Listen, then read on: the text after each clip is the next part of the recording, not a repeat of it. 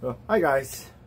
So Tito Eric had a long day today, and I just wanted to share something with you that honestly I got offended with this one.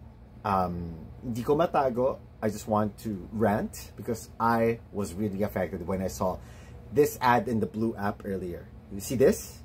You see it? Diba? Bawal ang mga bakla. Saan ka nakakita ng aircon cleaning services na nagdi-discriminate at bawal ang mga bakla? Diba?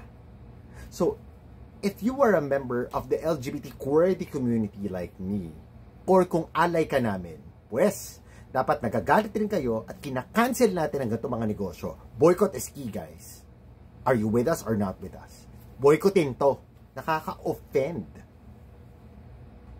Charot lang, guys. O yan na, maraming utu-utu dito. Klaruhin ko lang joke yun.